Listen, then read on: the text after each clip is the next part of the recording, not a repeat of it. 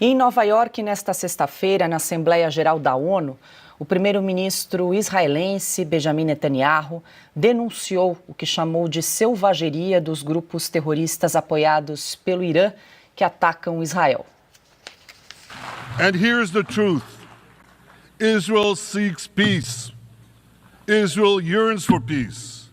Israel has made peace and will make peace again.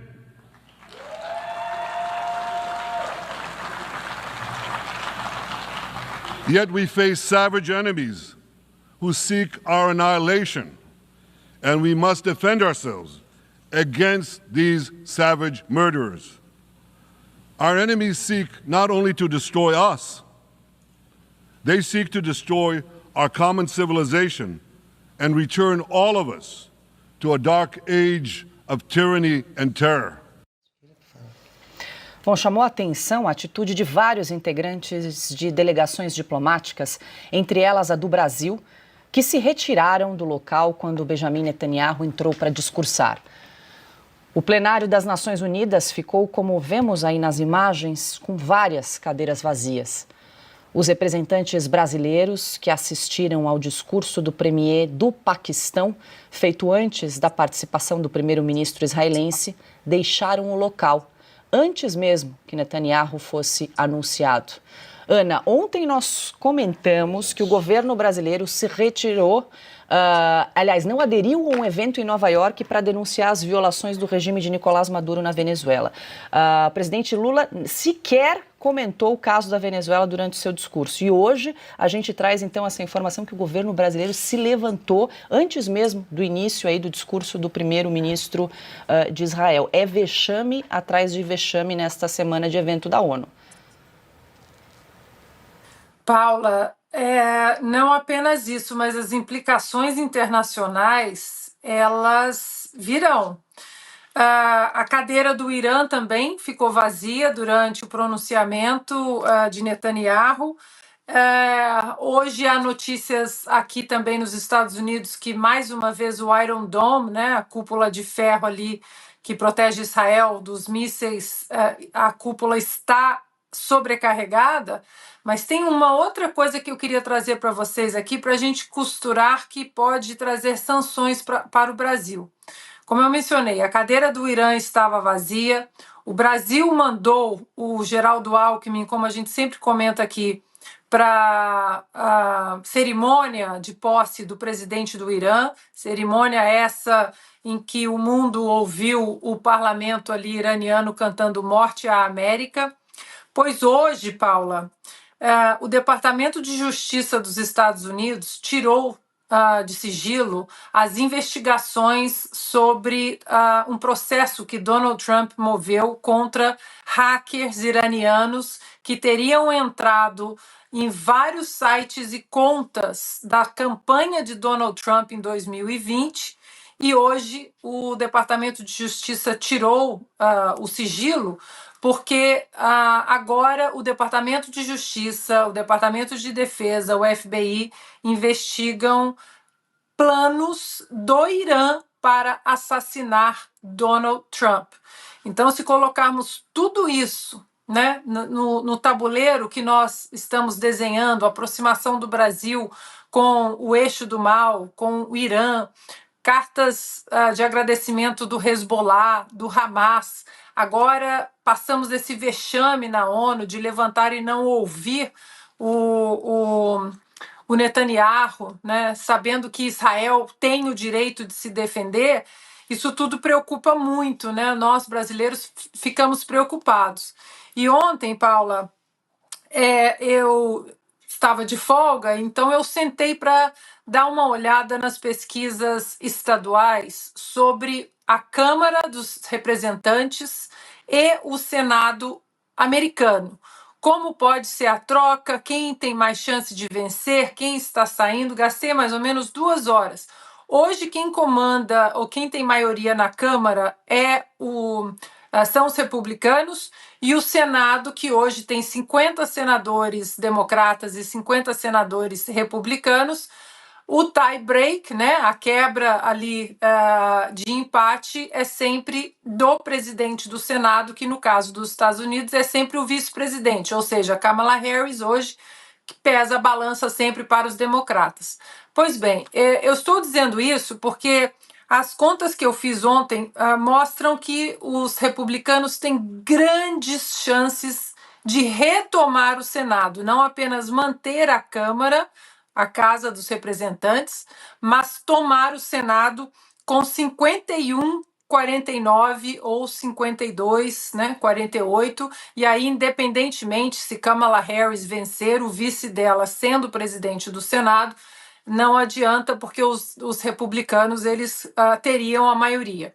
Eu estou falando isso, Paula, porque diante de uma maioria republicana na Câmara e no Senado, isso pode trazer graves sanções para o Brasil em relação a essas relações todas com países que hoje são inimigos número 1 da América, principalmente o Irã.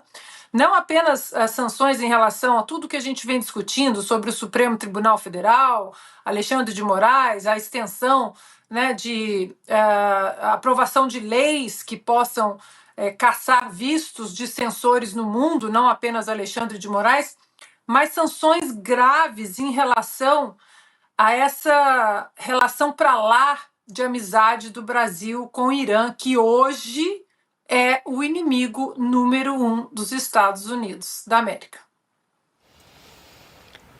Bom, deixa eu aproveitar aqui e pedir mais uma vez para a gente exibir. Ontem aqui no programa nós exibimos um trecho de um vídeo em que um dos líderes do PSTU defendeu o extermínio do Estado de Israel. Isso, na verdade, é a posição, infelizmente, deste governo brasileiro. E acho que vale a gente reprisar aqui para seguir com os comentários.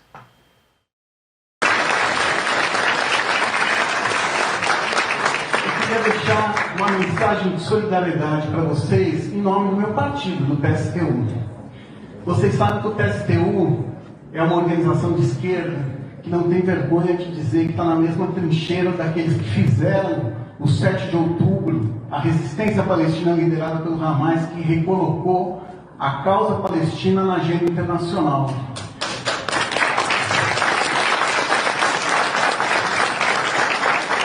Nós também somos a esquerda que acha que não tem solução de paz para o Oriente Médio se não pôr fim ao Estado de Israel. Enquanto existir Estado de Israel, nunca vai ter paz. E por isso que a gente defende a Palestina livre do rio ao mar. Nós também somos aquela esquerda que faz cobrança para todo lado, né? Então toda vez que eu encontro aqui um embaixador da Palestina, eu sempre cobro ele que a autoridade palestina tem que parar os acordos de cooperação, de segurança com o Estado de Israel.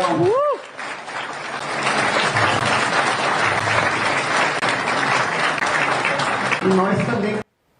Tá aí, Augusto. É uma besta quadrada, né, que nunca leu um livro, não procurou uma informação sobre a verdade histórica, não sabe nada sobre nada, mas ele quer matar. Ele quer fazer o que o Hitler tentou e conseguiu parcialmente, né? Aniquilar o povo judeu.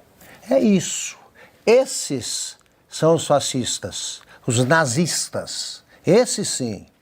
Eles não sabem, por exemplo, que na sessão, que acho que foi em 1945, né, Piotr, em que o presidida pelo brasileiro Oswaldo Aranha, a sessão que ele presidiu formalizou a partilha da Palestina. Partilha são partes. A Palestina, que era um protetorado inglês, se transformou ou se transformaria em duas nações com território próprio. Quem não quis, Israel aceitou. Quem não aceitou foram os terroristas palestinos da época. E de muitos anos para cá é pacífico para os governos israelenses que tem de haver dois estados. Já existe o território palestino além da faixa de Gaza, que foi devolvida aos palestinos pelos judeus, e depois veio o Hamas e ocupou.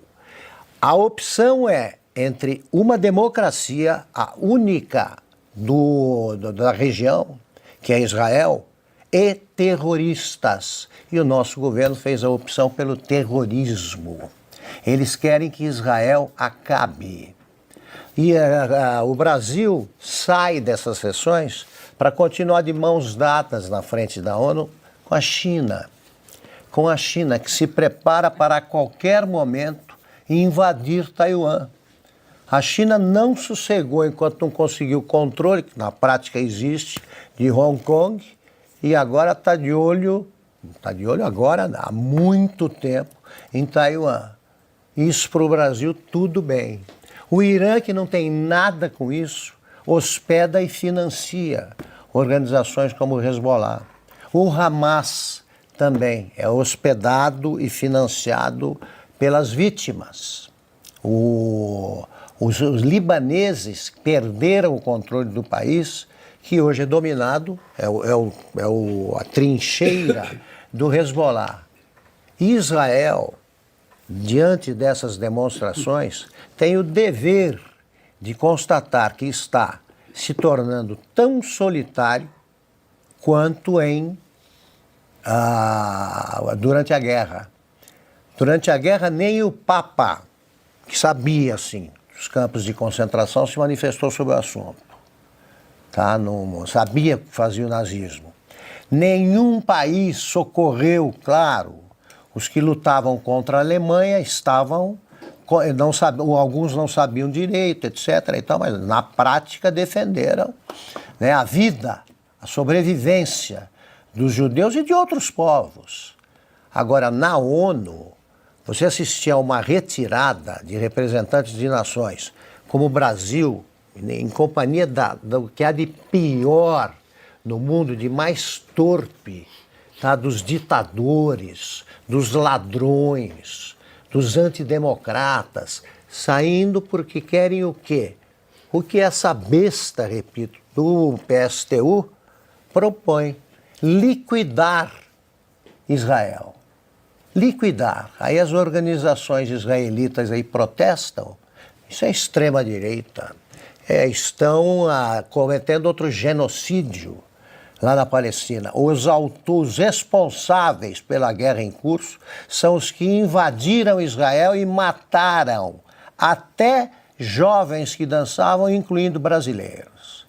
Então é o seguinte, que é preciso ser muito cafajeste para defender organização terrorista.